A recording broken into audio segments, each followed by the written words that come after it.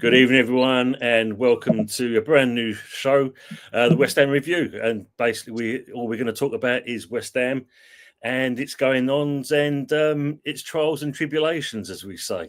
And as you can see, my good host is with me, and that is Budgie, of course. How are we doing, Budgie? Good evening, Tony. Yeah, thanks, mate. Yeah, I'm doing all right. Like as I explained going live, I have only just got home, so you will excuse me while I'm cooking my dinner. Hopefully, No problems at all on that. I might, if need be, we can always rename it. Cooking with Budge. that's the one. That's the one. Budgie's Kitchen. Let's say that to people in the chat. Oh, look, here he is himself. I'm ready with this one. There's a complete legend on the show tonight. Absolutely. Wink, wink. I was referring to you, Tony, of course. Yeah, of course, mate, of course. Even usual, hope you're keeping well. Great show last night. It was, yeah, good to see them two doing it. Some lovely words Kieran said about me. I love that. Good evening, Colin. Budgie, good evening, mate. It was a great show last night. Looking forward to see what Tony's got planned for tonight.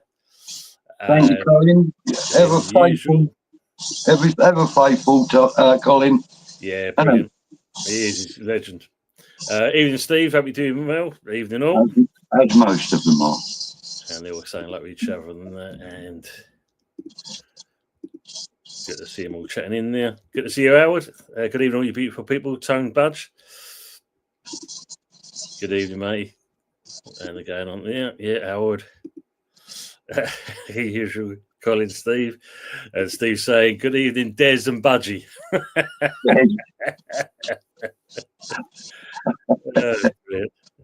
Evening, Ross. Muff Diver looking thicker by the day. It's getting there, mate. It's getting there. He's doing all right. Big up to you as well. He was big up, gentleman, as well. Well, Budge, what can we say about West Ham at the moment? 4 letters, begins with an S, ends in T. It's shocking at the moment, isn't it? It is really looking bad. It's awful. I have not been this disappointed in a season start for such a long time. I think actually the last time I felt like this was when Avram Grant was at the helm. Oh, bloody hell, yeah. That's how long ago it is that I've been this unhappy, Tony. Mate. Let me just say, like, Lloyd, how are you doing, Lloyd? Yep. Don Carlton is back at it. Absolutely, mate. Thanks for joining us as always. Good evening. It's a shocking start, isn't it? It really is a shocking start. It's not good, is it? I mean, by anybody's standards, and if our current head coach is anywhere near happy with what he's seen and produced so far, then something's very seriously wrong. Because even someone that wanted to bloody destroy the club wouldn't have a start like that and be happy about it. No. Sorry, but I just think that the manager the coach has been up more than he can chew. Yeah, I agree with that. Because the thing, it looked pretty promising during the summer window. All these players coming in, it seems okay. They're actually backing this bloke. Maybe we're going to see some interesting stuff. But when you look at the opening game, we looked all right, but we just managed to get something out of that, and we drew, didn't we? So, but as it went on from there, you could just start. The signs are already starting to develop. Yeah. Oh gosh, yeah. I mean, the signs of rot started really in pre-season, Tony.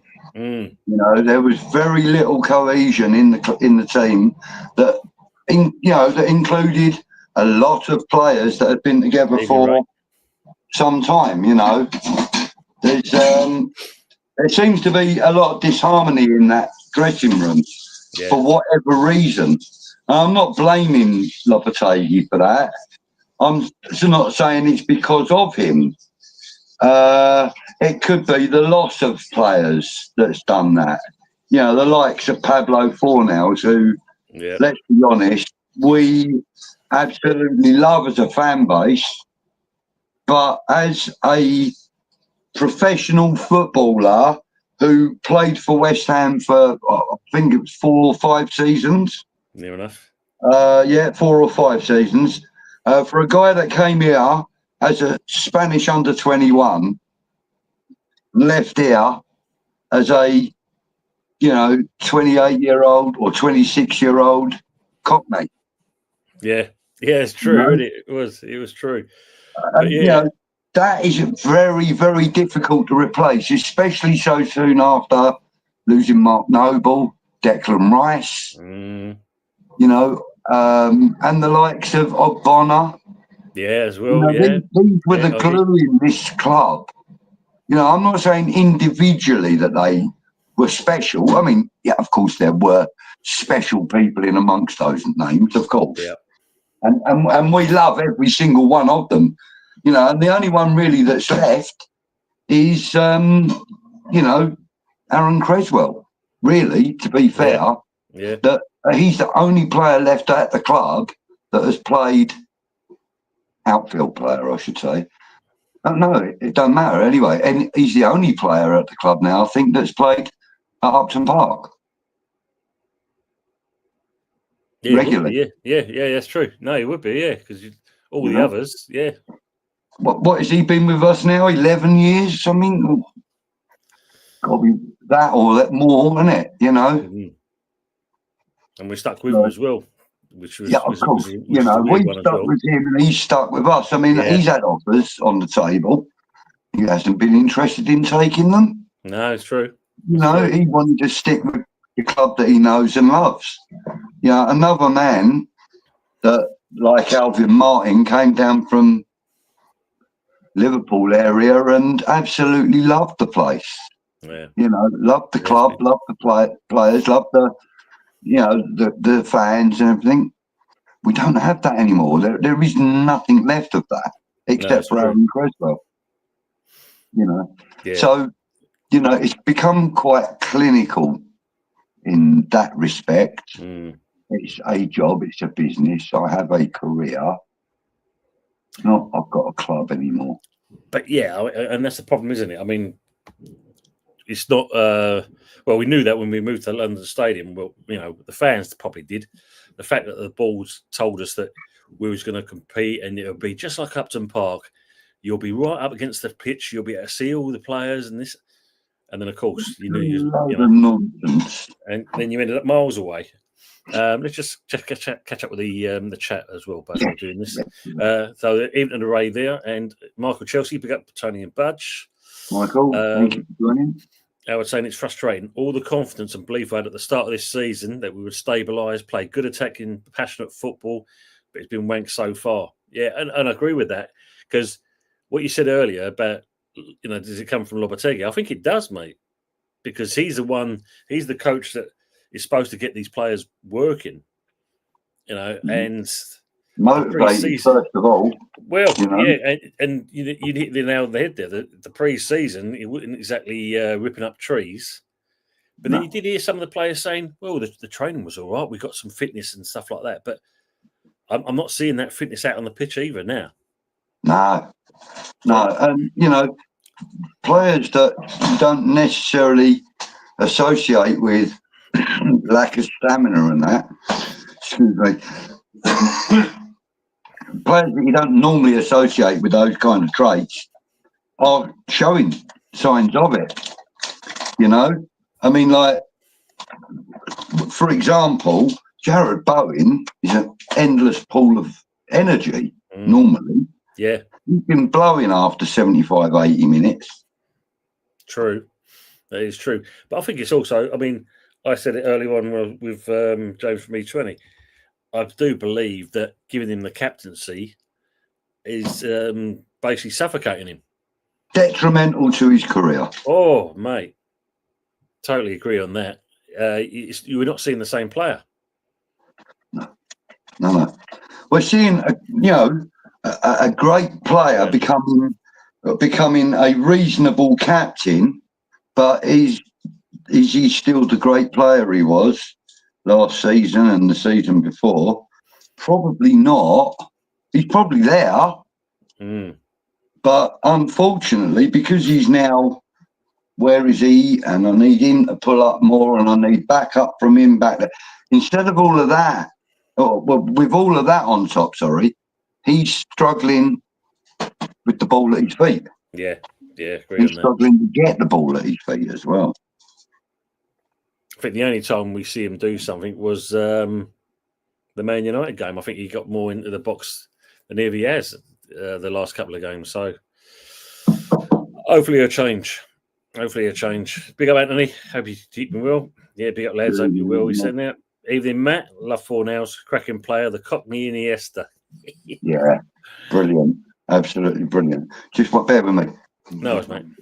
Well, he was. Sorry, can you run outside, son? Thank you. Steve Bill saying you could see the problems we're now facing in the Villa game. They cut through the midfield at will. We could have been 4 down at half time if they had their shooting boots on. Yeah, definitely. I may go a little bit dark for a second because I've got to go and put my phone on charge and the lights are on. I'm still here though. I'm like a ninja in the night, and man of many talents. Evening, Sharky. Sharky saying the football has been unwatchable. It's been pony for a good while now at West Ham. We barely won any league games in the last 12 months. Premier League games in the last 12 months. Yeah, it's not great. That's very true. Oh, there it is. My phone stands. Anthony's already chucking in the questions here, mate. Look, question at the budgie. You missed a bit. Worktop still dirty.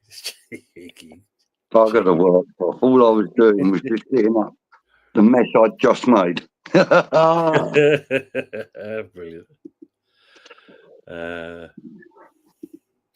They all saying like each other. Matt's saying though the referee in the England game is card at me, so annoying.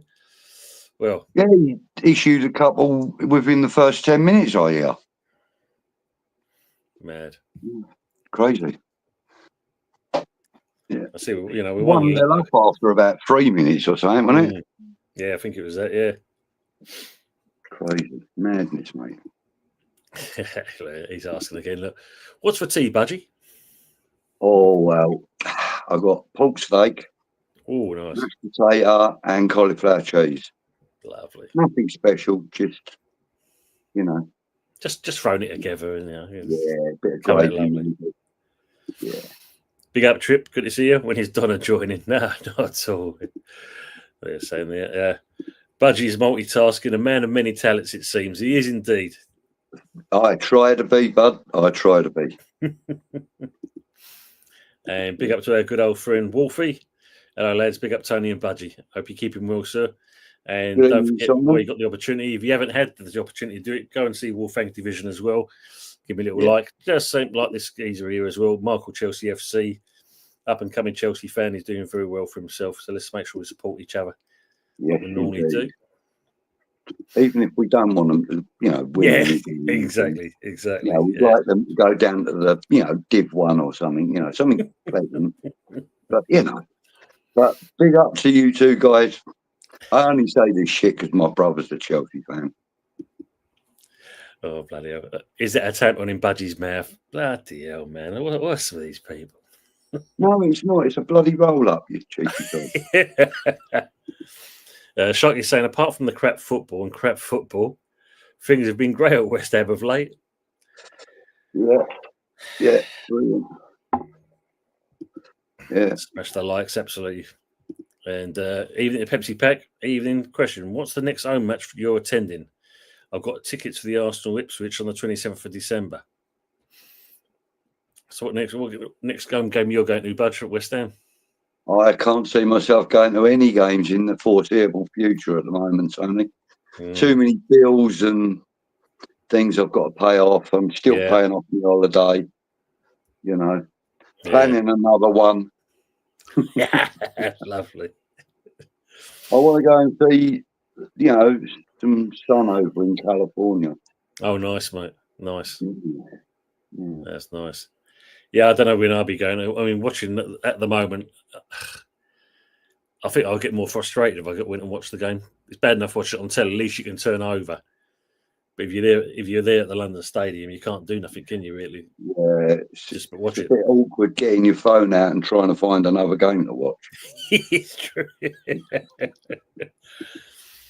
Steve's saying, stupid question, really, but can you see us getting anything out of the next two? With the Newcastle game, I mean, what do you think with that? Newcastle Arsenal, isn't it? Then is it Newcastle? Yeah, Chelsea. Is it Newcastle Chelsea, or is it Newcastle Arsenal first? Let me have a quick butchers. I'm fairly sure it's Arsenal first.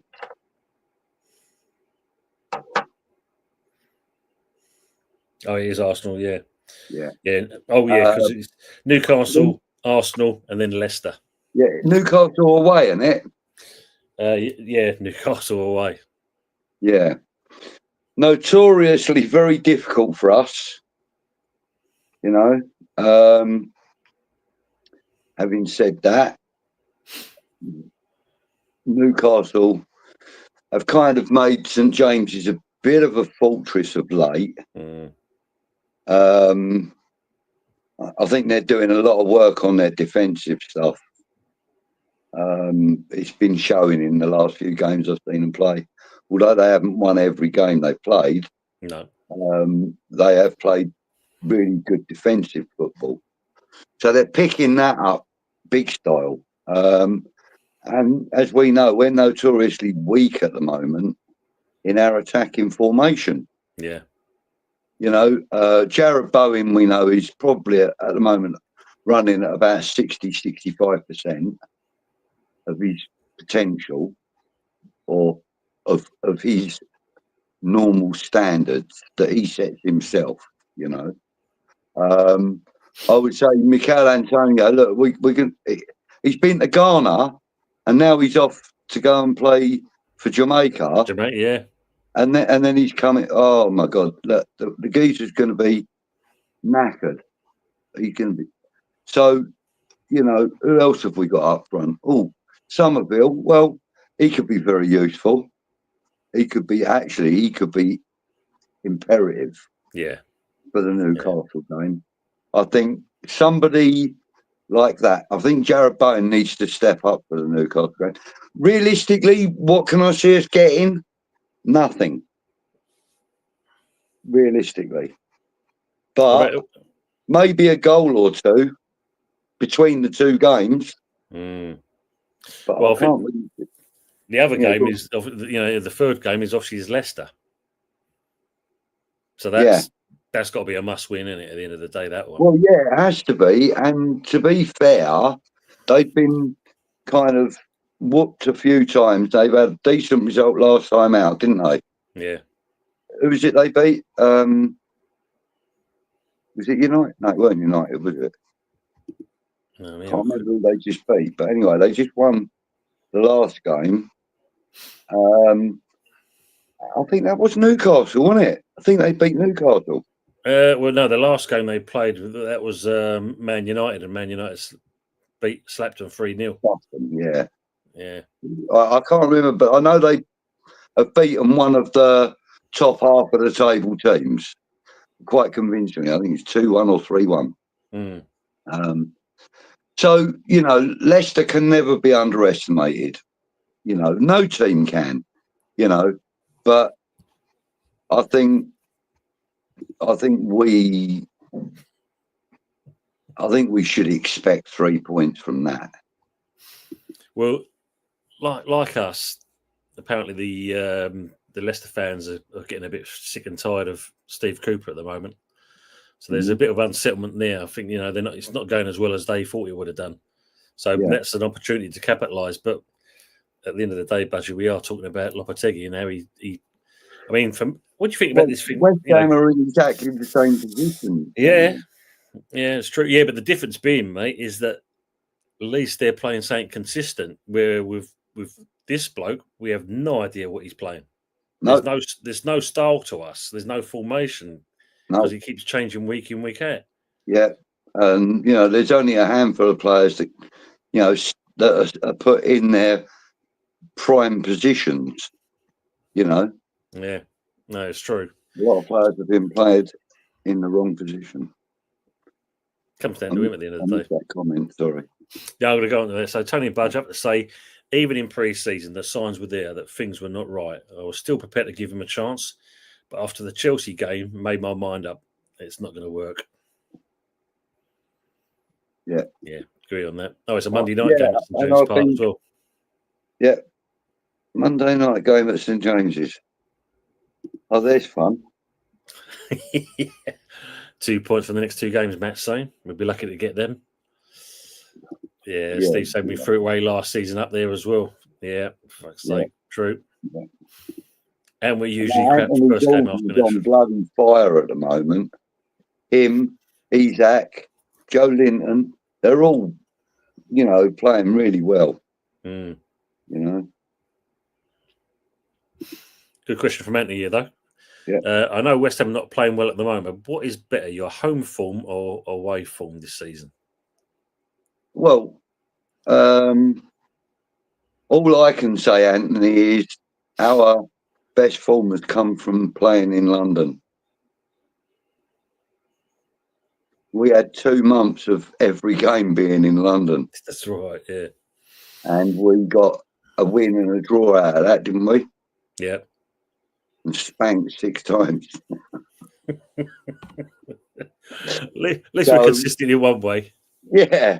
I would say there isn't anything that shows me that we're better home or away at the moment, Anthony. I would say maybe away form has been slightly better. I mean, at least we gave, Palace a great game at Palace, and we beat them. Actually, that wasn't a great game, but it was a better than average game. It was. Yeah, it was watchable. It was a good game. And, we got to see, the likes of Wan-Bissaka shining and, stuff like that. So we kind of saw images of the bigger picture, but the bigger picture just isn't coming into focus at the moment. And we're going to struggle home and away because we haven't got any consistency in, as you said, Tony, in the way we're playing, the way we're setting up, the way we're, positioning players, the tactics we're applying, or lack of, and even to the point where some players are being favoured over others, and then all of a sudden they're not, for whatever reason, By that I mean that, like when you watch the training videos and stuff, the behind the scenes stuff. Lopetegui seems to spend quite a lot of time with certain players, and then all of a sudden you'll see him like 2 or 3 weeks later with a completely different set of players. I don't think that's him just spreading his knowledge. I think that's him trying to get a core together. Yeah. Yeah, because for me, but I don't know if you and people in the chat, I don't even agree with it. But it seems at the moment the way things are going that I don't think I think they've down tools on him. I don't think they're actually kind of showing the commitment. Yeah. And they're not buying into his ethics. Yeah. And that a similar thing kind of happened towards the end of Pellegrini's time here. They went, look, this just isn't working, and like the likes of Pablo Fornals. Well, actually, no. Pablo Fornals came in under Pellegrini, I believe. Yeah, it did. Yeah. But like Lanzini, although he had an injury, he was still coming back into the team at that point. Yeah. He didn't seem to be, and like a lot of people would put that down to the injury and the recovery of such injury. But also, if you're not motivated by the manager or coach, then, you're going to take it a bit easy. You're going to look after that injury just that little bit more, because why should I injure myself for a bloke who don't give a shit about me? This is true, isn't it? This is true. I mean, funny what you're saying about like the players and his favourites. Let's be real. We know full well that Somerville's only kind of getting proper game time because obviously Kudus is suspended. Yeah. And we're all screaming out for that kid to start off straight away, and he benches him again. He has a great game. The next game, he's benched. Yeah. You stick with your winning formula, but this bloke don't. He just chops and changes too much. It's just unreasonable. I mean, what's his name?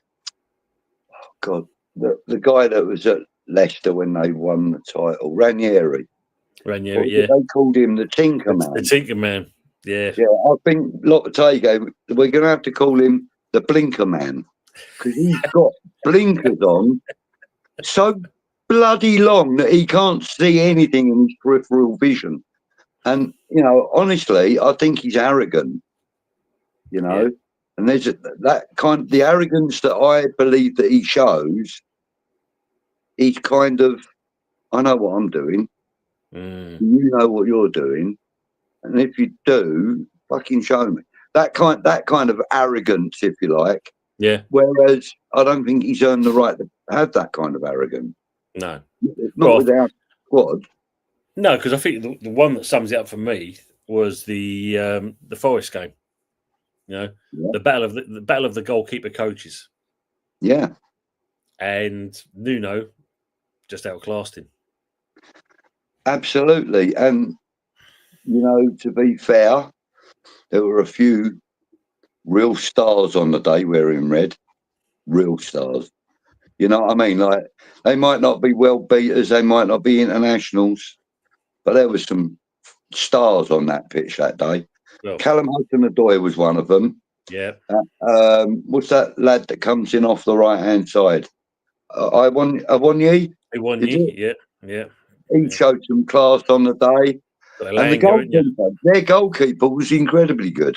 Yeah, he was. Even when the ball wasn't even in his possession, or he wasn't being threatened with a shot, you could see him, directing his back four, commanding, pushing them out. It's that spine, isn't it? It's that spine you want all day long. I mean, that was the thing for me, is the fact that we knew last season Nuno didn't have exactly when he came in, it didn't go well for him at Forest, but he managed to keep him in there. And then they bought players during the summer window. And the difference being for me is the fact that he's got these players ticking. He's got a style. They're playing some good, attractive football there. They actually look like they're. I mean, the position where they're at the moment. Okay, it's in the in the heavens. Flattering. It is. That's the word I'm looking for. But deservedly, they're up there because of the way they're playing. Exactly, and like Nuno has always been the kind of manager that just says to his players, "Right, today, you're being played central midfield, but just enjoy your game. Yes, you might be out on the right wing. Enjoy your game. Play your game, but that's where you're going to be when we pick the ball off at the start of the game. You'll be stood there. You'll be there, but play your game." And like, he knows that his midfielders and his defenders are going to interchange and swap over and cover each other and stuff like that. He knows that's going to happen because, as you said, being a goalkeeper and being quite verbal and having some experience of the league anyway, he's showing them that the way to go is to go out there and flipping well enjoy your game. And they're doing just that. Yeah. And I like to see that. I do like to see that. And I do, because look what he's done with Chris Woods. I mean, Chris Woods and that, he's a new bloke. Yeah, he is, isn't he? He's like one of those, what do you call it? Never-ending firework, isn't he? He's one of them fireworks you can light every week, and it'll perform for you. Yeah, He's great like that. I mean, Callum Wilson was like that, wasn't he? He's like that. true. That's You true. know? I mean, going back to what you said earlier, just thinking about Yeah. Woodsy there. You know, you said with Antonio probably being knackered, Füllkrug, we don't know when he's gonna, if he's gonna make an appearance. But in certain respects, Danny Ings, he's come on and he's made a bit of an impact. You know, not much, but he's got in areas.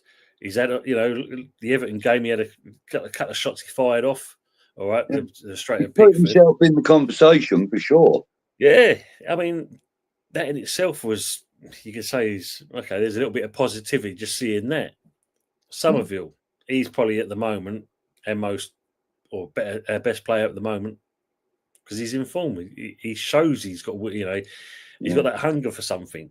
Aaron Wan-Bissaka's bloody good though. Yeah, I do like him as well. But again, like you mentioned, he's not exactly been played in the right areas. He's played too far out. Yeah, he is essentially a right back, but he's not a right wing back, really. No. And as much as he's enjoying getting up, and getting forward, he's enjoying it. You can see he is. But then, I think he's clever enough to know that he's got to work on his finishing ball. Yeah. Final ball. I think he's intelligent enough to know that. I think that's what he's trying to do because it is getting better. Not worlds different, but you don't take a journey without taking single steps, and he is making himself much more of an attractive proposition out on that right hand side. We knew that we had to upgrade Soufal, and we have done tenfold. Yeah, agree on that. But then Soufal has still got that forward run and cross on him that Wan-Bissaka hasn't got. And it's maybe not the best in the world, but it's been good enough for us for the last 4 seasons. True. Yeah, I agree on that. So, if them two guys could be moulded into one, I think we would have a superb player around. It's true. I'm going to come on to the midfield shortly. Just catch up with the chat. I mean, obviously, Sharky is obviously the topic of the moment. What do you think about what's happening with David Coote? This is the referee that said that Klopp and Liverpool. Klopp was a tosser or something, wasn't it? What do I think? What's going on with it? I think the geezer should be given a bloody medal for opening up and saying what he really feels. The fact is that these guys are gagged far too often, far too much, and they've got very little that they're actually allowed to say. So I admire the guy for coming out and saying it. Of course, there's going to be repercussions from it because of the position he's in, but. It shouldn't. I don't think he should be. I think maybe, they should maybe sort of educate him a little bit. You don't call the man a totter. No. I think he's overrated, or I think he's, has a childish nature, or whatever the case may be. But you don't call the man a totter or a wanker or whatever it was he said. Well, I think the funny part about it was obviously, social media these days, people are out there to make a name for themselves, earn some money out of it. Because when he turns around and says, "This ain't going to go out, is it?" No, of course not, mate. Of course not, Dave. You'll be all right. You'll be all right. I can make a quick buck here. Apparently, I've heard today, apparently the PGMO are supporting him in his defence, and hopefully, because he did look a bit spaced out. Especially his mate, when you see him on another video, looking at some lines with his nose, by all accounts. That's where they were, on that position. But they are looking to support him. But as you said, mate, there's a time and a place. And when someone says to you, "Yeah, budgie, say what you want. Don't worry about it. It's not going to go out live. Don't worry about it. You'll be all right." And then the world and his wife knows. There's very few people that you can actually trust to keep their word. This day and age, unfortunately, that's very true. Steve's saying our best form is in the international break. And Sharky said, yeah, we can't lose this weekend, Steve. That's true. Yeah, that is really true. Anthony's asking a question to you, mate. Helping out for a friend. Do you have a 9-volt battery for a smoke alarm? He's asking for a friend. That bloody smoke alarm. He still can't sort it. Oh, it's funny though. It's funny. No, mate, I haven't got one. No. 2 weeks in counting. We ain't played at the weekend internationals. Going back to communication. Loppy can't communicate what he wants them to do properly. They don't understand him. Yeah. Ranieri's taking when you try and talk to people through somebody else. Oh, yeah. Bielsa, name's one. Tony Budgie, as you know, doesn't matter who the manager is, he'll always have his favourites towards certain players. True. Everyone's like that. Absolutely. Evening, James. Hope you're well. Good to see you. There's the allegiance. Come on, Greece. Oh. I don't even know what the current score is. Still 1-0 at the moment. All right, okay. Yeah, 1-0. Chris Woods over Kai Havertz. Ooh. Mashaki saying Lopetegui is pretty difficult to understand. The players may well be finding it an issue to listen to. I know, I do. That. Yeah. I find him an issue to listen to. I can't watch his interviews and that. Tony's always rated Danny Ings. Yeah, because he had an airline like me until he had the ear transplant. Got to support I'll tell you what, though, and he's looking fit these days, Tone. He is, mate. I think I say he's lost a bit of timber. Yeah, there's that as well. He looks like 10 years younger than he did last season. Well, yeah. Actually, he's showing a little bit of what he's got still, you know. That's what I think. Like I said, the last 2 games when he's come on, there has been something. All right, he hasn't hit the barn door, but still, you know, you can't really knock what he's. At least he's trying, isn't he? Don't mind a tryer. No, mate. That's it. As long as you put in, 100%, you're all good with us. True. Yeah, as Matt's saying, Granny Ding should start over Antonio. I agree.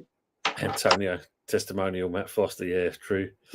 More of a chance of scoring with Ings than roll around to Antonio. And that's the look, even James is saying it. Yeah. It should be on the scrap. And the thing is, like I said, Ings has got the advantage of not having gone on international duty and having to fly out to bloody Jamaica via Ghana. You know? Yeah, true. Anthony. Budgie, put these in order of your favourite. Women, Kieran, beer, animals, West Ham. Whoa. Okay. Beer. Top of the list.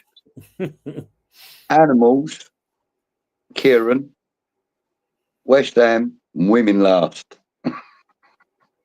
Nice. Sharks could be right, mate. Yeah, Steve's saying, but shit football in any language. 100%. I totally agree on that. Yeah. That was where was Herbert? Good to see you. Anthony's cousin. Once done a line of coke with top guy. A German. See you next Tuesday. Yeah, that's what he said, apparently. Colin saying, Tony and Budge, I feel we have to stop how fullbacks bombing forward up the field for it's leaving us open at the back and putting lots of pressure on Kilman and Todibo. It's certainly not helping. No, that's not. A fair comment. Unless, of course, you had Kilman, Todibo and Mavropanos as a back three and had them 2 bombing forward. But it would have to work, and it hasn't been working when we've tried it. So, I think that, both Wan-Bissaka and Emerson are too good not to use. Yeah, agree on that. So, a back 4 is probably the favoured starting lineup for me, I think. Yeah.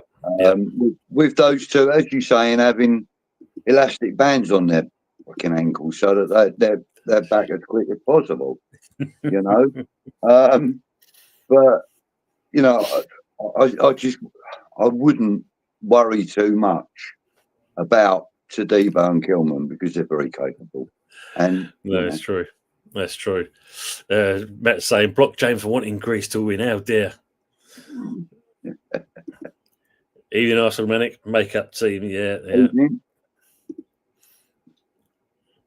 You were saying, Tony, you've done ripping up Ings numerous times on here. Nah, not at all. Not at all. He's a decent guy. He's a decent guy. I mean, what do you make of our midfield, Budgie?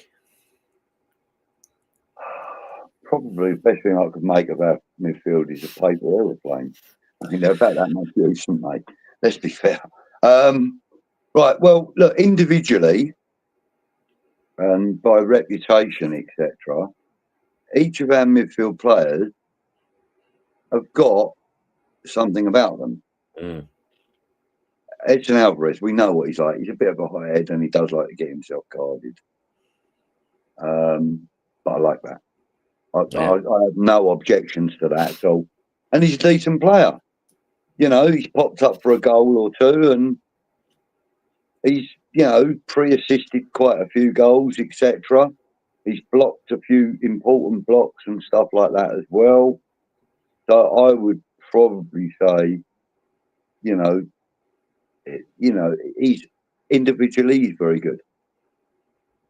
Thomas Souček, what can I say about him? He's not the greatest passer in the world, but he's a fucking nuisance to the opposing team. True. And he pops up with the most important goals at the most important times. So, you know, it's great to have him about. With Soler and Rodriguez, I think Rodriguez is taking his time to settle in a little. He's finding it a little hard to settle into the Premier League game, although there's been some brilliance out of him. There was one particular game, I can't remember, I think it was the Man United game actually, where in the first half, every ball that was intercepted in the defending half, that's true, was, you know, Rodriguez. He was everywhere. And he showed for 45 minutes. And, you know, some of the second half he was decent as well. But he showed for 45 minutes exactly what we needed from him. And he was quality on that game. Shane hasn't shown it every week, but, you know, it's in there. So, you know, the right coach might just be able to bring that out. Yeah, I agree on that. And again with Soler. For me, Soler is... For me, Soler is kind of like... Look, he's nowhere near as good, but he's kind of like a Stevie G type player, right? Where he's a midfielder, but he's so good in attack that he kind of excels when he's in attack. That's when you'll see the best of him. I think he's a frustrated striker, if I'm honest with you, Tony. But still, you know, we haven't got Lanzini anymore, who used to fulfil that role. True. You know, we haven't got Pablo Fornals anymore, who could fill that role. We've now got Carlos Soler, and I think if we use him as a floating 8/10, I think we'll get the best out of him. You know, with Alvarez as like the 6 or the 4. You know what I mean? Like anchoring that midfield. And I have to say, I think Rodriguez will get there, but at the moment, I would use Souček. So that would be my preferred: Soler, Souček, and Alvarez.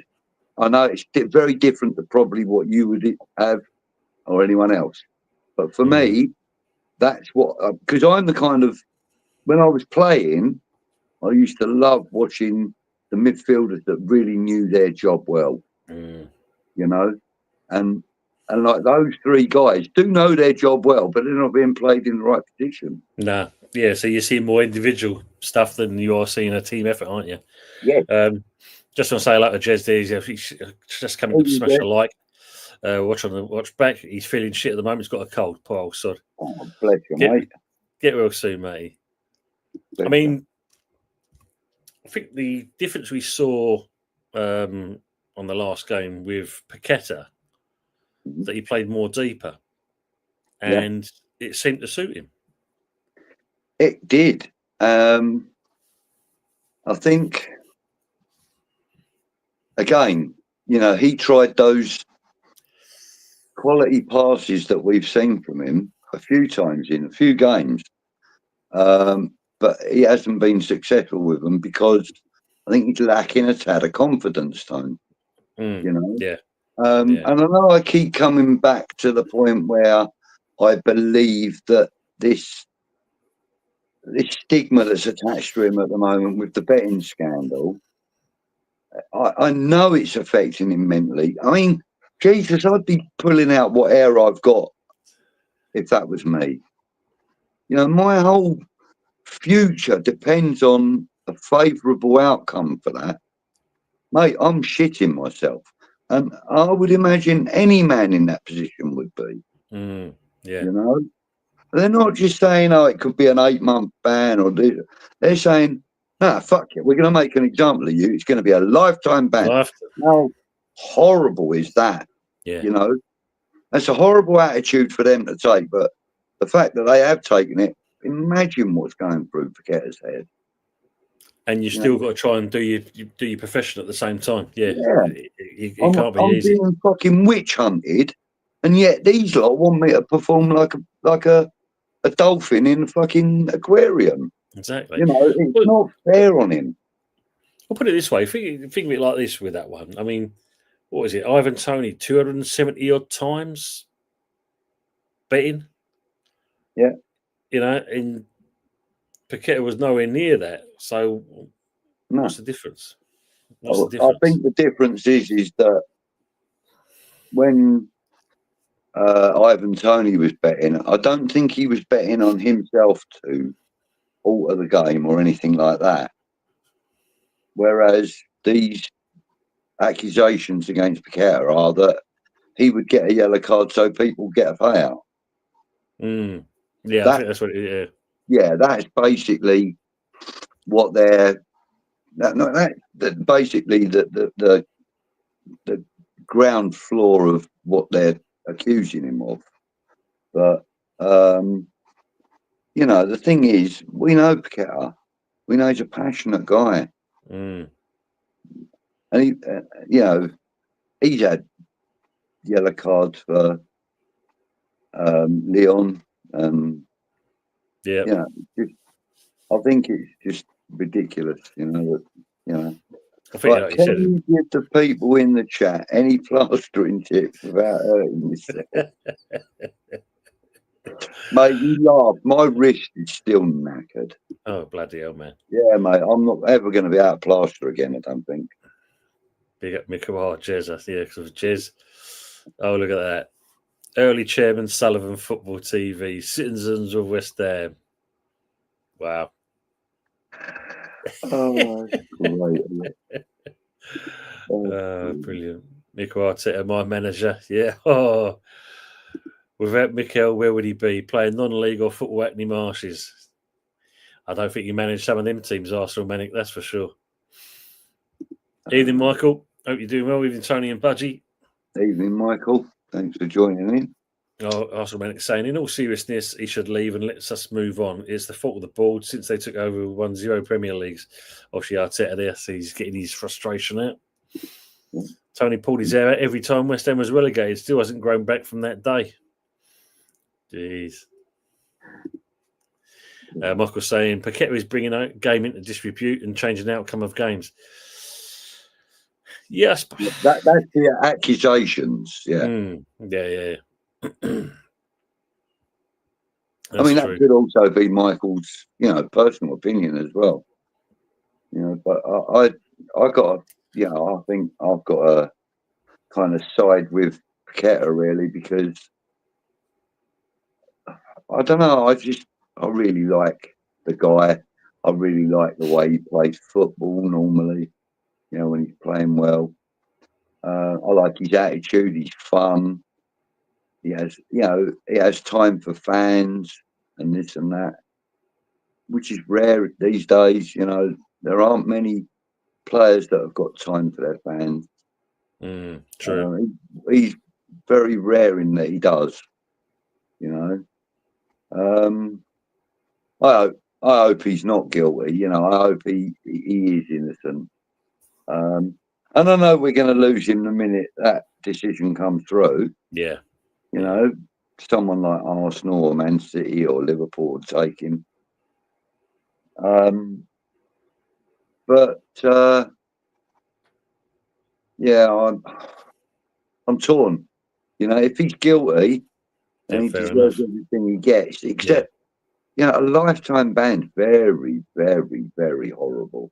Very naughty of them to come up with that. You know, like even a 2-year ban would be harsh, but it would probably be just, you know. Yeah. Yeah. I mean, like you said, you know, even because I think originally it was 10 years, wasn't it? And then suddenly, out of nowhere, it seems like, you know, personal vendetta, lifetime ban, done. So that can't be any pro player. That ban would probably extend to him being a coach as well for a professional team. Yeah, make a real statement. You know, that's what the FA and people like that do. You know, they try and pile everything they can on one player and make them the scapegoat for all the wrongdoings that they do as well. You know. Well, I think like if it kills, they love to make a name for themselves, don't they? For the wrong reasons sometimes. Yeah. So something like this is definitely that. Tony, do you use nail hair removal easier than shaving, waxing, if not allergic? Now, wash and gone, mate. Great stuff. Really works well. Every time we will. Colin saying, Tony and Budgie, I've heard the reason we got Rodriguez and Soler was signed because Lopetegui wanted them at the club. My opinion, Soler not good enough. Rodriguez not bad for a free. Okay. Yeah. Mikel, but look at that. He's got a plastic face. Oh, him or well, yeah, Anthony, that's for sure. But look at that. That's brilliant. Venus Razor, yeah, that's the one. They always say like one. Why has your mullet and tash become more popular than ours when and have us chat? That's brilliant. Well, not everyone could do it, I suppose. But yeah, it looks good. I'd love to know who it is that does all those. Oh, Budgie, they're brilliant, aren't they? They really are brilliant. Some of them are so quick as well. Yeah, we said that before. You know, whoever it is, they're spot on. They've got to be a wizard. Very cleverly put, Michael. Yeah. Don't forget we'll get a sniff of another job in football. Probably not. Well, I said that's where PG Mole's defending him at the moment. He'll end up in VAR. Imagine that. Oh, Herbert Ball rules.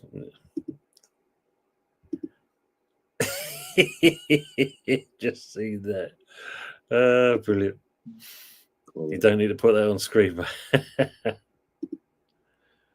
because I don't take a profile pic yet. Anthony's face with Tony's muffler diver, Mikel Herbert. Yeah, brilliant. Let's get on to the subject because I know this is going to go on for quite a few shows. This one, but yeah. How long has he got? How long has this man got? It seems he's going to be given a grace of, to stay for a little bit longer.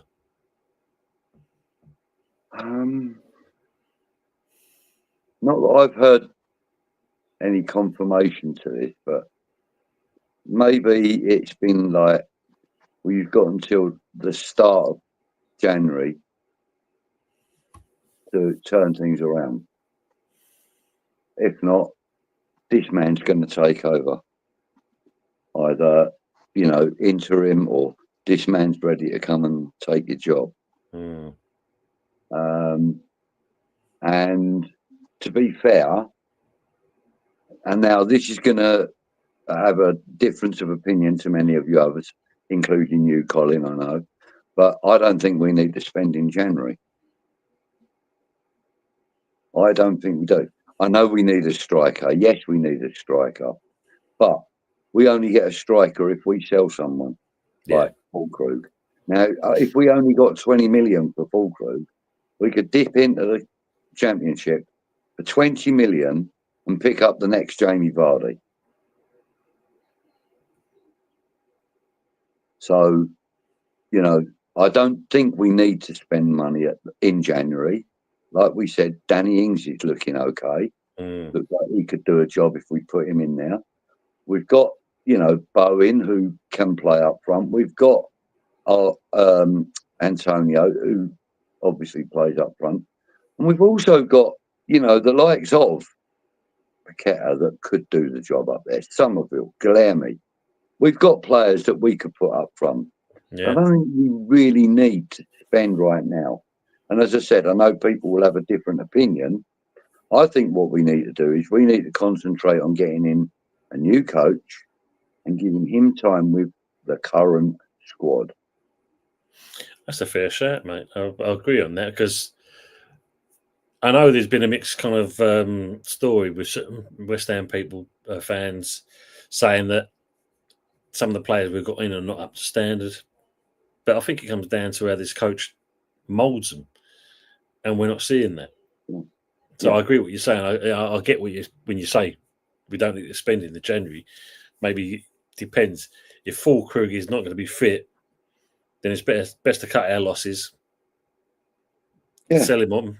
I mean, look, we keep losing money on strikers, but even if we took 15 to 20 million for him and then added another 10, 15 to that, we might even be able to delve into La Liga or, Bundesliga or somewhere like that and pick up a decent striker. But then why would you do that when you've got such a pool of talent in this country already, playing in the Championship and such? We could even look at Scotland. We've been successful looking up there before. True, is that? I think the problem, when you look at, as you mentioned, we've lost money on strikers, but we know with Moisey, he loved playing one up top. But the two fellas we got in, Hallow and what was his name? Scamacca. Got him here.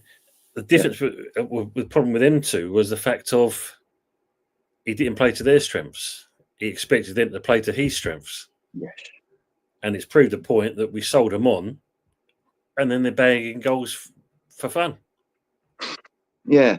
Haller being one of the record holders for, what is it, Champions League goals? You know what I mean? Was it, 6 games, 9 goals or something, wasn't it? Something like that, yeah. So ridiculous numbers. It's amazing how a coach, a manager, can make a player bad overnight. Yep. And equally, some managers can make superstars of a player overnight and all. Can do. Unfortunately, I can't see it being not had one of them managers yet since John Lyall. No, that's true. Look at that. Hotmas Fischel. That's brilliant. That's superb. Matt said he'll give Lopetegui until the beginning of December. Ross is saying just pay the 6 million and get him the hell out of West Ham quick. Unfortunately, we know that Sullivan he's taken over from the Kearns. Short arms and definitely long pockets.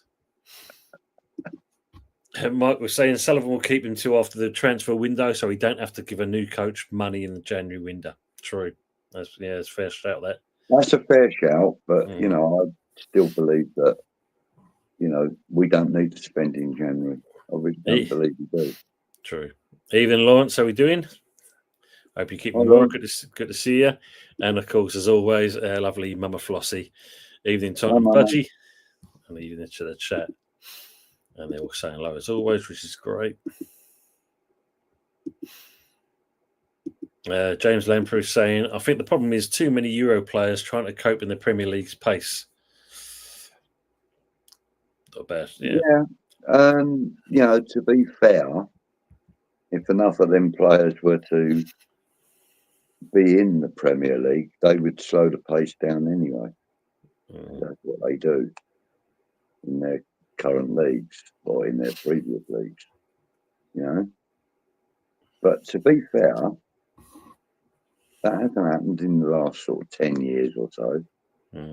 And, the crop of European players coming in, or players from European leagues, I should say, coming in, has been immense, massive numbers. And yet they don't slow the game down to the pace that they're used to. They're actually catching up with the likes of, Alex Ferguson years when it was all... True, yeah, true. We're still playing at those paces, but, the players coming in are struggling to do so in some cases, Sign Ted Striker from Airplane. What was the scene? Striker, and then smacks the woman out cold. Saying hello to each other, which is nice. Lloyd Bridges' character made me laugh. Yeah, traffic controller player. Oh yeah. He turned up with his hair everywhere. He goes, "I picked the wrong week to give up glue sniffing." I like the bit when he's got the. I think he's got the cigarette in his mouth. He's by the desk, and then across the back there, you see the picture, exactly the same pose. Yeah, great film. He gets that telegram, then he says to the bloke with the bald head, he goes, "What do you make of this?" He goes, "Well, I can make a bird. I can that's right. hold him up." Matt's got the old damn fat fingers syndrome tonight with his spelling. Yeah.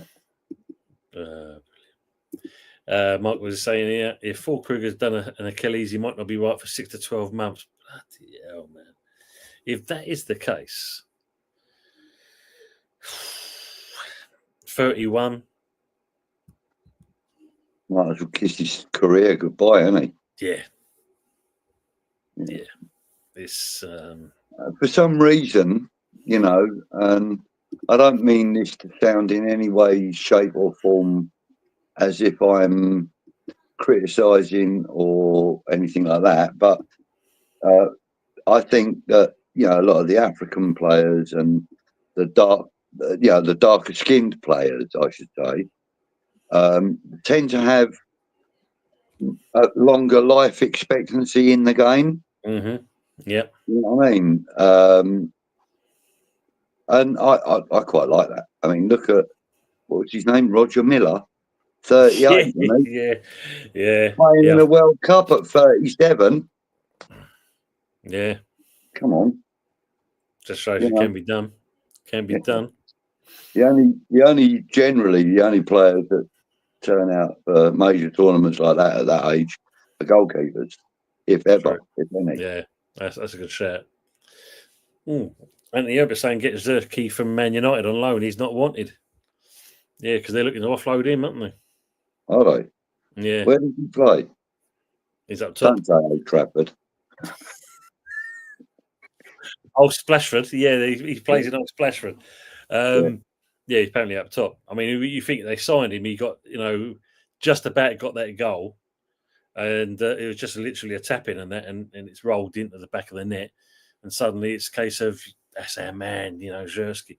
Didn't see him play after that. Typical Man United. Yeah.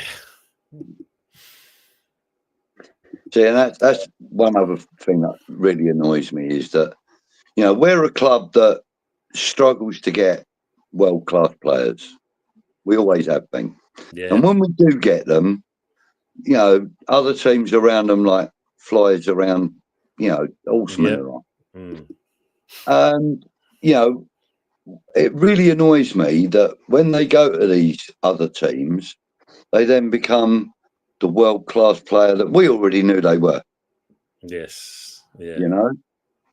And one of the things that I dislike about the club structure, if you want to put it that way, is that, you know, their heads can be turned for a quid. Mm. You know? And, you This know, day and age, definitely. players the like of Dimitri Payet, Lanzini, these sort of players. I mean, Lanzini, in fairness, gave us a great amount of service, and you know, he sort of 28, 29 when he went. Yeah. That's fine. You know, that's fine. He gave us his best years, and he gave us some good years and some not so good ones because of injury, etc. True. But the likes of, you know, Payet and, you know, Kudus won't be here for long. Nah, of course not. Of course not. Scamacca, sorry. Paqueta won't be here for that much longer, one way or another. You know, the first year, Jarrod Bowen hit 10 plus goals in a season. Liverpool were all over him like a rash. That's right. You know, and really annoys me because, like, if it hadn't been for the fact that, you know, Jarrod Bowen had not long been with us and he was showing a lot of promise, and David Moyes was begging them not to take any offers on him. Mm.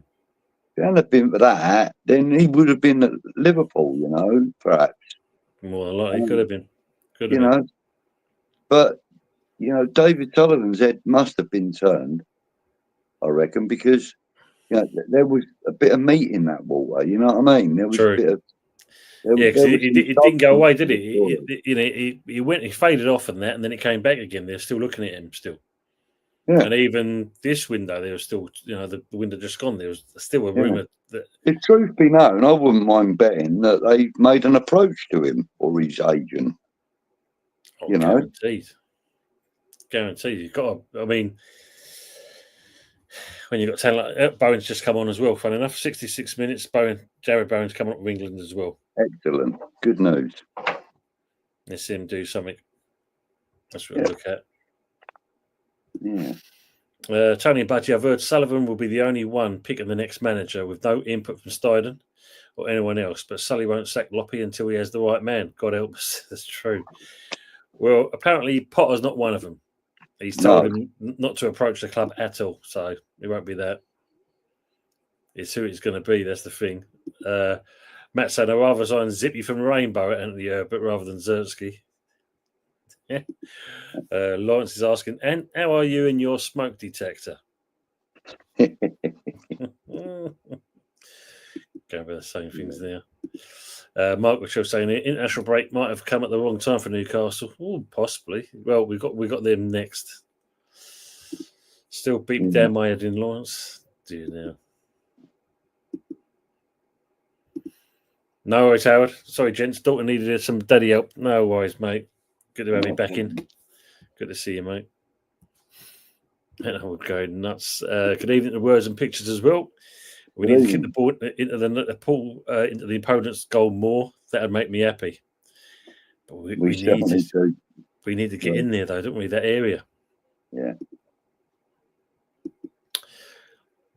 Yeah, fair shout. Why I believe we need to play the likes of Guilherme and Somerville. Soler, we need to let him show what he can do, because I know that Soler loves to be an attacking midfielder. But like I said, it comes down to the coach. He's playing these players out in the positions they're not supposed to be in. We need someone's going to come in and basically start from the ground upwards and rebuild with what we've got and get a tune out of them. And I think they could. It's there, isn't it? It is there. Yeah. I mean, to be fair, I would really like to have somebody, as the head coach that has. I mean, I know this is asking a lot, but that has had some connection with the club. Yes. You know, like maybe Tony Carr as an interim, Tony Carr. you know, or maybe Julian Dix or something, Oh, somebody man. with a bit of fucking passion and Mm. love for the club, God, remember, I would honestly say, and this man has never done his coaching badges as far as I'm aware, and I know he certainly hasn't managed anywhere or coached a big team or anything. I think personally that even Craig Forrest, our old third choice goalkeeper, yes, yeah, even he would do a better job than Lopetegui is. And he's never managed a day in his life, like in the football sense of the word, Yeah. Well, I always because said, he's got a bit of passion for the club. and that's the thing you want to see in it, really. I mean, I've always said, look, when Lopetegui was appointed, I'm due out, and definitely it is the case of that now, basically. But you just mentioned Tony Carr. Tony Carr. I remember when he first came to us and that jet black hair. Yeah. And then he looked after the academy and the youth development and that. And I think it was within a month and a half and that, he was grey. He just turned grey. He has developed so many players. Yeah. It is untrue. Going back to the likes of, what's his bloody name? Michael Carrick, and that. Mm-hmm. He said that Michael Carrick was relentless in training as a young kid. Yeah. Frank Lampard apparently would stay for an extra hour or more and be in half an hour earlier than anyone else. He was. Because he wanted to prove that he was a player and he weren't just Frank Lampard's son. Well, no, Frank, I was in the car when he said it, but Frank Senior said to him that, you may have my name in that, but you're going to earn your stripes. You're going to work for it. Yeah. And fair play to young Frank, he did. I mean, when I first saw him, he was a chubby little fucker. Yeah. Big fat Frank. Yeah. And then lucky enough, he got glandular fever. Oh. Knocked the weight off of him. And from that point onwards that's when he kicked on. Wow. So, big up to glandular fever. It seems to be the way. It seems to be the way forward. Yeah, mate. Just go to Michael's comment here. Problem nowadays is players only play for money, not the badge. I think there's only a select bunch of players that do. I mean, let's go back a few years. The prime one was Adebayor for Arsenal. Yeah. Signs a new contract, £110,000 a week, and then I think it was a month later, City want you, huh? And of course, the infamous scored against Arsenal, run the length of the pitch to gyrate in front of the Arsenal fans. What? That's ballsy, definitely.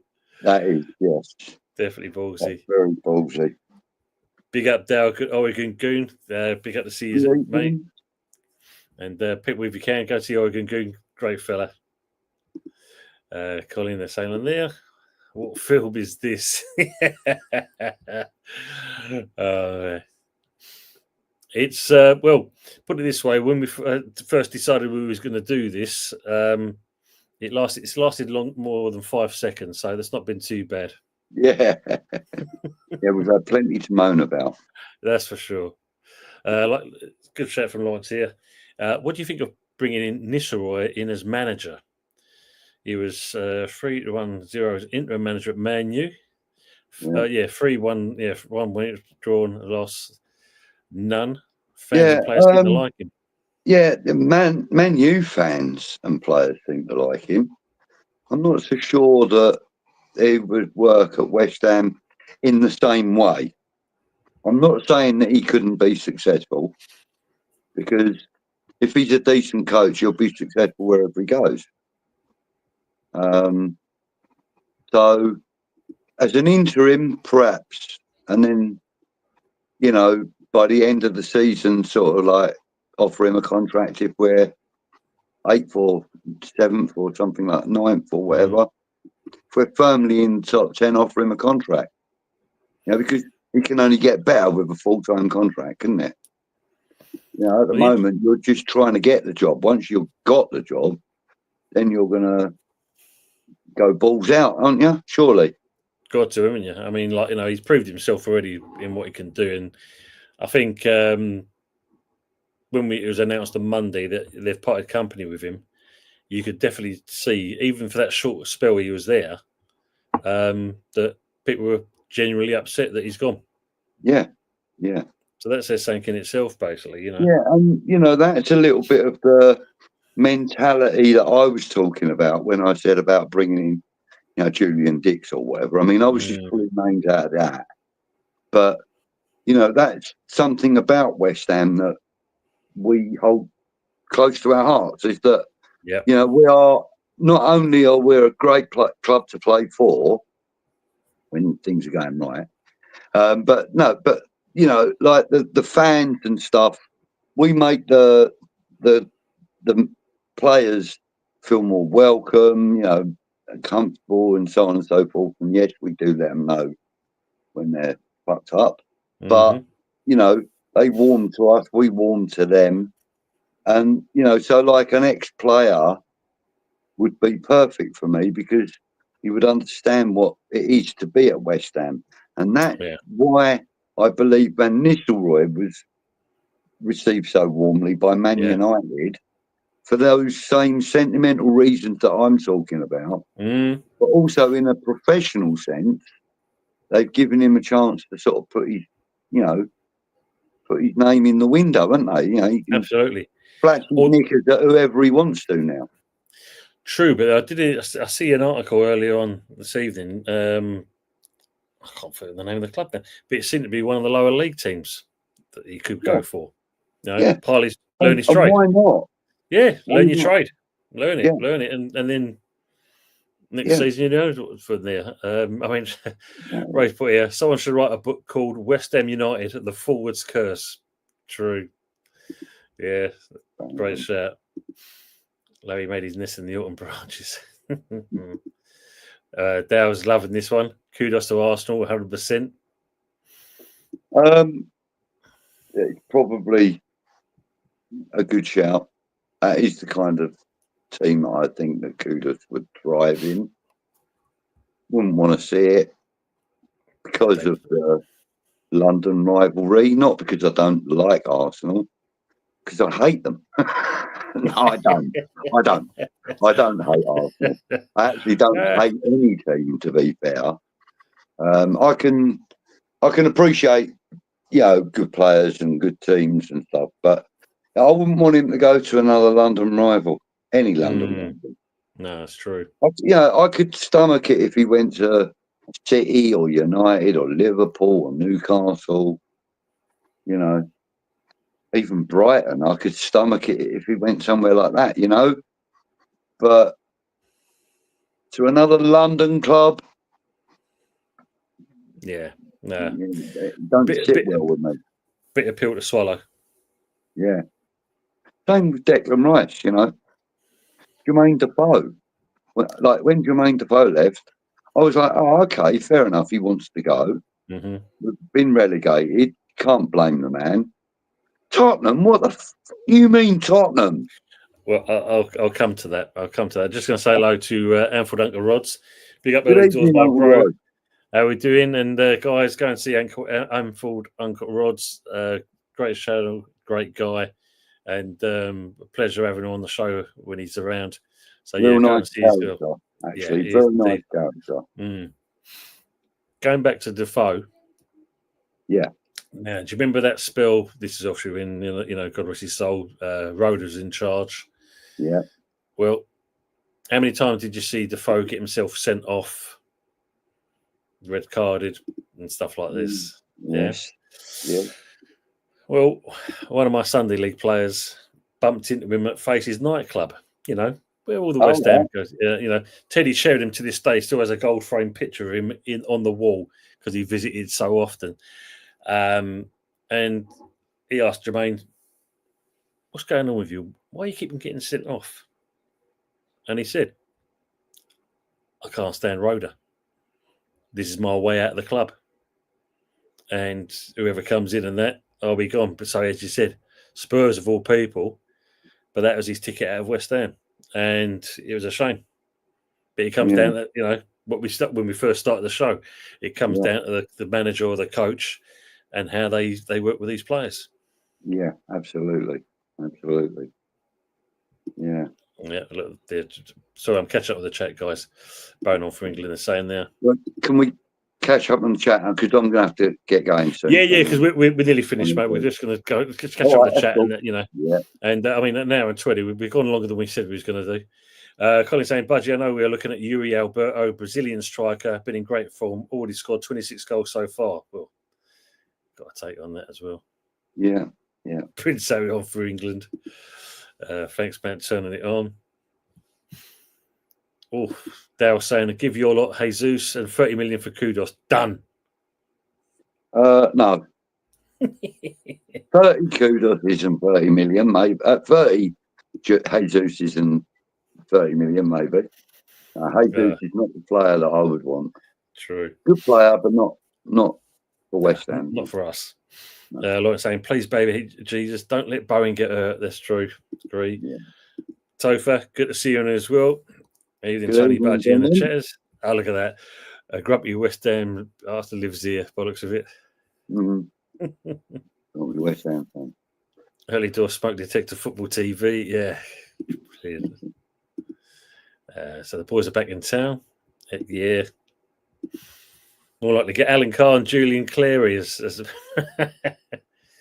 yeah, it's a good shout. Look, passionate and love DeCanio, but he said he don't want to manage us, which is I can understand that. Why damage your reputation? Exactly that. And I still believe that Sullivan pulled the trigger on Zola far too early. Yeah. Yeah. Mm-hmm. Well, Sullivan and Gold, when it was the whole thing, because he was there when they took over and they wanted to put their own manager in, which is, a fair shout. But I still think they pulled the trigger on him too early. He was just starting to get some good playing going, some good results. Yeah, we'd suffered one or two humiliating defeats, but it was coming together. I can't see it coming together here now. Not at the moment. I've had the mentality my whole life: do more, keep them doing more, be better. That's the best kind of tonic that is. Tony and Budgie, what would be your all-time favourite X1? Be at West Ham. Let's go for a 4-4-2 formation. Well, I can't reveal mine. Not until I've spoken with Russ, because he wants me to do my Hammers 11. Does he? Well, Russ still owes me a bloody mug. It's bad enough Anthony ain't got his one from Jez. I'm still waiting for my one. I'll just start off with the top two in there. I'd have Haller. I'll give you a good one in a minute. You do yours, and then I'll do one, but not my ultimate. I think all-time favourite. Well, McCloskey in goal for one. Then you'll have Dixie. The right. I like this player because at the end of the day, and that he showed passion and desire, and he cried his eyes out when he had to leave early, and that was Thomas Repka. Mm-hmm. I think when you look at the back, I still Ogbonna, because I like his character, and with him, Bonzi. No two ways about it. Yeah. Midfield. Ooh, well, you got to go with Bowen out on the right. Can't that bit you can't change because the man's made himself into a legend for West Ham. Mm. Then in the middle, Jesus.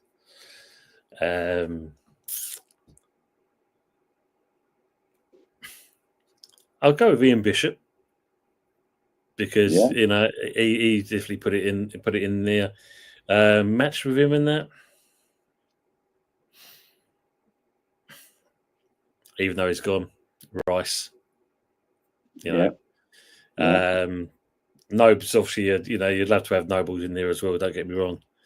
Out on the left, but even Noble would admit that Rice is a better player than he ever was. Yeah, exactly. For the left, currently go with the one we just recently signed on that. I think Somerville's got potential to be a great player for West Ham. Mm. And then up top, Di Canio is one of them. Yeah. Yeah. And there's too many to mention as another partner. But I will say, and I know it is very short-lived, but I think he would have been an absolute monster of a forwarder for us. And Dean Ashton. Yeah. Yeah. Yeah, I knew exactly where you were going as soon as you said it was too short-lived. Yeah. Okay, for me, bearing in mind I can go back quite a long way. More than Paddy McKinney. And this though, look, I think he's doing Strictly as well, Togs. No, I'm a West Ham fan. Get me out of here. At London Stadium. That's brilliant. That's brilliant. I think goalkeeper-wise, I would go with, and like I said, this isn't my ultimate 11, but there will be one or two players that I mention that will be in my ultimate 11, but I'm not going to say which ones. But anyway, for goal, I think Phil Parkes for me. Oh, yeah, Parksy. Yeah, for me, I think he would be in there. On the left, Dixie. On the right, Repka is right up there with me, right up there. Oh, massive honourable mention. But I really, really liked Jenkinson when he was over there. Yes, yeah. That's a great I really liked him. He had a great, funny sense of humour, etc. And he was a decent player. So I'm putting together my early doors football TV 11, if you like. Yeah. Jenkinson over there in the middle. It would have to be Bobby Moore for me in middle of the back four. It'd have to be Bobby Moore, and I would probably go with. I think I'd go with Alvin Martin there in the back four. Gailey as well. Yeah, Gale. And then I suppose my midfield from left to right, left Everington. Loved Everington. Yeah. On the right, left two. So my two middle would be Scotty Parker and Manuel Lanzini. Yeah, I know you like Lanzini. Yeah. And out on the right-hand side, Benayoun. Yeah. Up top, Jeff Hurst and Trevor Brooking. I know Trevor Brooking was a midfielder, but got to say they would have to go up there. And I haven't picked my favourite all-time West Ham player either. What, Kurt Zouma? Like Ewos is saying? No, Kurt Zouma, no. No, Martin Peters, he's my all-time favourite West Ham player. Oh, mate, I didn't pick him, but I think that might have been a bit of a spoiler. Anyway, carry on. Got my mug off for Russ Irons, my new sculpting mug. Yeah, I'm still bloody waiting for mine. I'll get onto him. I have got one. I got mine about 2 years ago, but it was from Irons United, the channel they had before. Oh, okay. West Ham Network. Brilliant. Kieran. Here's your old mate. You look. It's a load of old monkey nuts. Good day, chaps. Good morning to you, Kieran. Yeah, good morning to you, mate. Good seeing you. And just going to go with some things I pinned before we go, Budge. Just the last couple of questions and that. Cool. Excellent. Lawrence is saying, Budgie, so how about Michael Carrick? Well, as manager, interim, I think, like I said, try before you buy. So interim until the end of the season, it can't be no worse than what it is now. Yeah, that's true. Michael Carrick knows what it means to play in the shirt. And from all accounts that I can recall, he doesn't have any bad memories of playing for West Ham. Fond memories, he says, I think was his word. Nice. I think, as an interim with a possibility of a permanent job, providing, as I said, top 10, solid top 10 finish. And, any manager that gets us that this season is worthy of the job. Definitely. Nice for me, Rossi, saying, big up Tony and Budgie, a lot of fun tonight. Thanks, glad you appreciate it. Thank you, mate. It's always a pleasure to see you as well, bud. Absolutely. Usual my man, he's saying there. And but Chelsea saying, totally understandable, picking the World Cup winning players in my lifetime, I'd say Paolo Di Canio. Thank you, mate. Yeah, fair play, Michael. And, like I said, I've picked my early doors football TV starting 11. There's another one here as well from Colin. Tony and Budgie, trivia question. Can you name the only other German striker West Ham signed? Oh. Yeah, Sebastian Haller. No, yeah, Haller. Was he German? I'm trying to think now. Or was it, I think someone put Kurt Boogers. Marco Boogers? Was Boogers German? No, he's Dutch, wasn't he? Yeah, Boogers was Dutch. Yeah, I'm pretty sure it's Haller. Pretty sure. Unless there's another one that I'm not thinking of. Yeah. Sebastian Haller and Nicholas Fulkrug. Yeah. Don't worry, Jeff. There's always another time, mate. Thanks for coming in. The Bowling Lounge. Excuse me. My Tony Budgie saws I couldn't make it tonight. Probably didn't give you a like though. Appreciate that, Jeff. And guys, if you haven't already been over to Jeff's channel, please go over there, give me a like and subscribe, as we always like to do. Help each other out as always. And the last question here is from Michael. Who would be your Mount Rushmore since we've been in the Prem, players and managers? Oh, since we've been in the Prem. Because, I don't know, some of the West Ham fans would know, and you probably know him as well, Tony. Gatesy, who used to be on board from mine, he's now what is it? West Ham Massive. Massive, that's the one. Yeah. He did a Matty Rushmore with me. Oh, did he? Yeah, and it's a great show actually. It's worth having a look at. I mean, it's not just me that's done it; there's a few others. And my Mount Rushmore had, Martin Peters on there,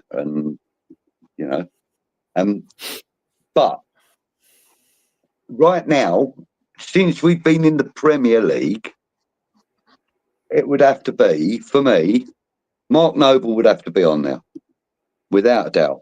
Mr. West Ham. Yeah. I think Paolo Di Canio, because, like I said, he's one of those players that come from elsewhere, doesn't matter where, and he totally buys into the club, totally. Still wears that light blue and claret suit at top events and stuff. The man is class. So he would have to be on there. I would have Manuel Lanzini on there. I'm a big fanboy, of Manuel Lanzini. And I think to top it off, I think would have to be. Good evening, Jeff. And latest, Kieran. Thanks for coming in, mate. See you later, Kieran. Take care, buddy. I think to top it off, I would have to have possibly one of the most determined and useful defenders that we've ever had in the Premier League era, Ginger Pele, I think. I think he would be yeah. the one top my. That's a great shout. Rushmore. That's a great shout. Would I Yeah, be anyone James different Collins. there? Bobby Moore. Bobby Moore. Yeah. Oh no, he's not Premier League though, is he? Oh, cool shit. Yeah, sorry, my bad. Yeah. Got still got to put him in it. Yeah. Yeah. He can be the man that carves it. Yeah, absolutely. Yeah. So yeah, Noble definitely. Yeah. Di Canio.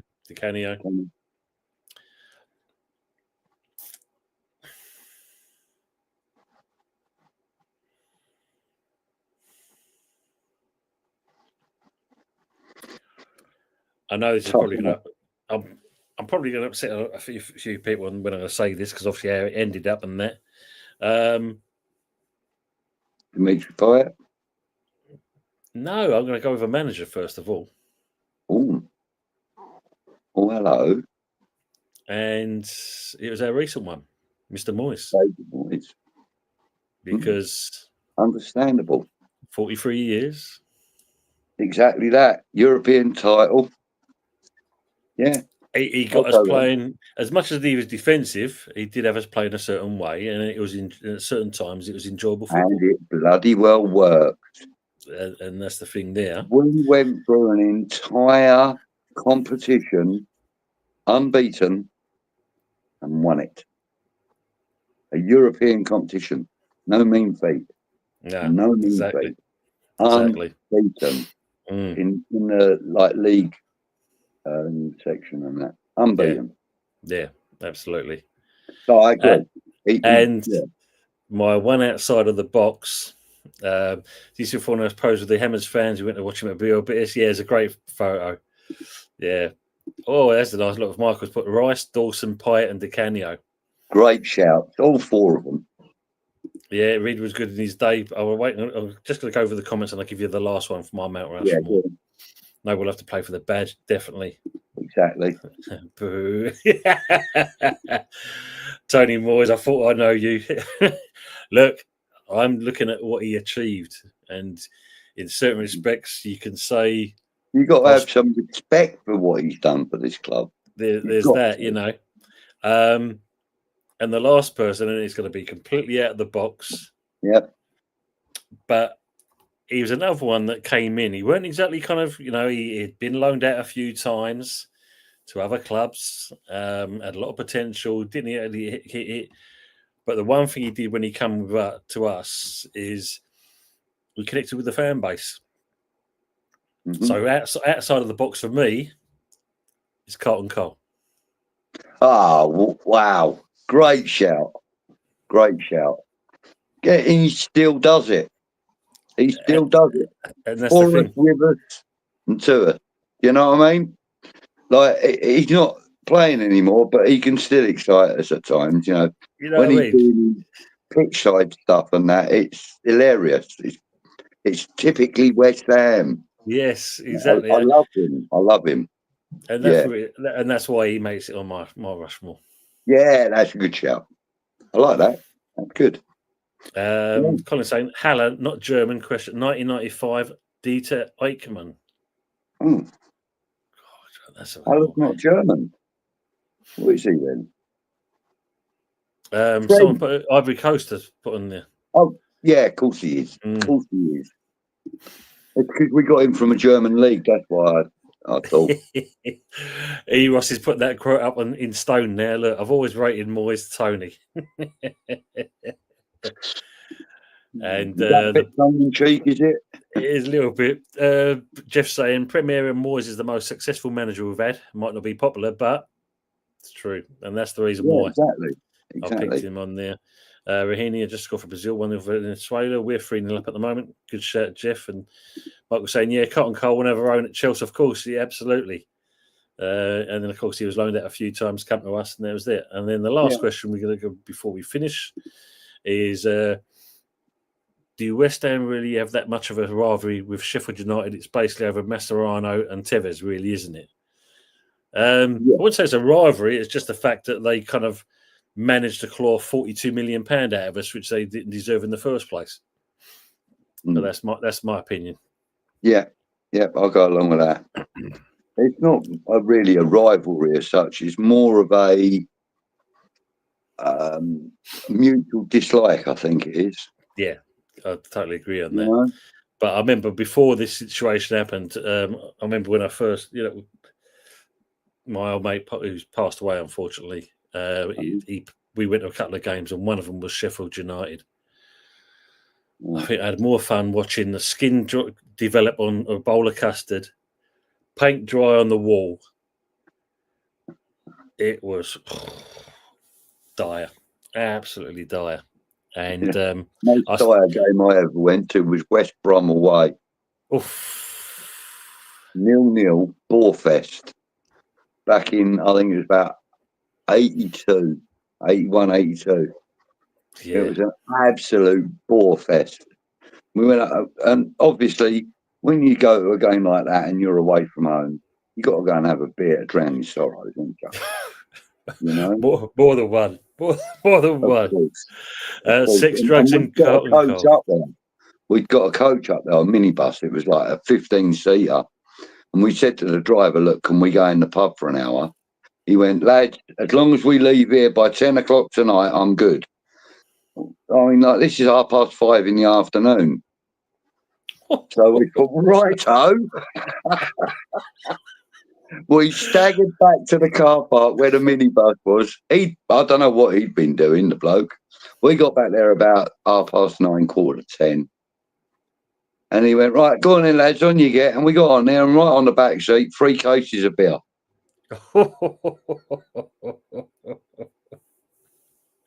So that was it. He wasn't there, the driver. And we were mashed up by the time we got back to London. Oh, I bet you. And I said to the driver on the way up there, I said, "So where have you had to come from? Are you a local bloke?" Because he picked us all up at by the Queen's. The Queen, thing. Anyway, so he said, I said to him, "You local fella, are you, mate?" He's like, "Nah," he goes, "I live in Brighton." What? He goes, "I work up there," he goes, "but I live in Brighton." So on the way back to London, I said to him, "Mate, you going back to Brighton afterwards?" He's like, "Yeah." I said, "Stop, like halfway between London and Brighton, would you?" He goes, "Why?" I said, "Well, you're bound to need a piss or something, surely." He was like, "Why?" I said, "I live in Crawley." He's like, "Oh, stop off at Peace Pottage Services for you." Oh, lovely, so he didn't really have to go far out of his way, literally off the road and back onto it. And that's only like 3 miles away from where I was living at the time. So I got a cab, didn't I? From there. But, oh, mate. As they say, Budge, every cloud has got a silver lining, mate. Oh, of course, yeah. Opportunity except when you leave your bloody watch in the cab. Oh. But fairness, the bloke knocked on my door half an hour after he'd gone. Knocked on my door and went, "Mate, I've found something in the back of the car. Are you missing anything?" And I said to him, "Well, actually, as it happens, yeah, I'm missing a really nice watch," and I described it to him. He went, "What, this one?" I went, "Oh, mate, thanks. Give him another $5." And back then, the fare from there to where I was only like £2.20 or something for the taxi fare. £2.50 at the most. And I'll give him $5 for the watch. The watch weren't worth a lot. It was just personal, Yeah, exactly. Sentiment awareness, which is nice. Let's catch up on the chat, Budge, and we can get ourselves out. Jeff saying they're not for this shit. Good show, Tony. Hey, back naked and Budgie. Thank you very much, Lawrence. Glad you appreciate it. It's good for the first one. Awards Dream Evening. Howard's, Sean Baby, Cry Baby. Neil Warner, Cry Baby. Yeah, that's true. Sodom. I'll always thank West Ham for Frank Lampard. What a legend he is for us guys at Chelsea. Yeah. Well, I think if it wasn't for our Mr. Brown dealt with Redknapp and Frank Senior, it might be a different story, but that's the way it went, unfortunately. Yeah. Frank always claimed that he was a Chelsea fan anyway, didn't he? Yeah, but he was still, Jeff saying they lost 4-3 at home last game when they only needed a draw to stay up, and it's their fault. Like I said, brilliant. Yeah. And on that note, Budgie, if you like to shout out your channel, and Thank you very much. we'll go from there. Yeah, you can find me at time on the Green Street Elites, which is my own channel, and also on West Ham Network on a Wednesday evening. Tuesday evenings, generally, on the Bowling Lounge with Jeff and Mick.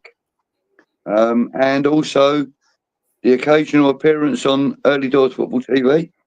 Don't forget, please smash up the likes on all of those channels. And if you're not already subbed to mine, what the bloody hell are you up to?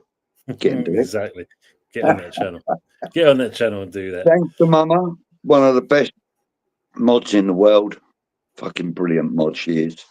And a lovely person as well. She's really a nice, great person. Absolutely. Sweetheart. What a sweetheart. Thank you, Mama. Until we play Newcastle, obviously, Budge. Until obviously when we play, then it's.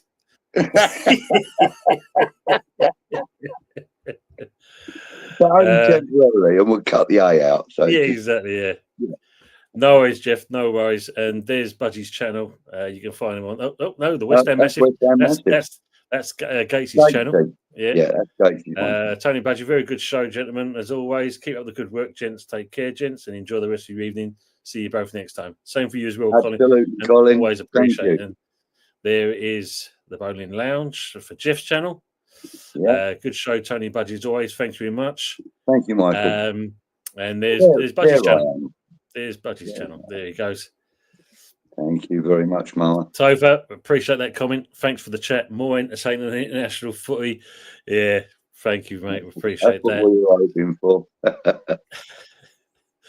And Mama, really a legend, 100% she is. Absolutely. And on that note, we're going to say goodbye. We'll catch you all next time. Thanks so much for being with us, and enjoy the rest of your week. Take care. Come on, you irons. Come on, you irons.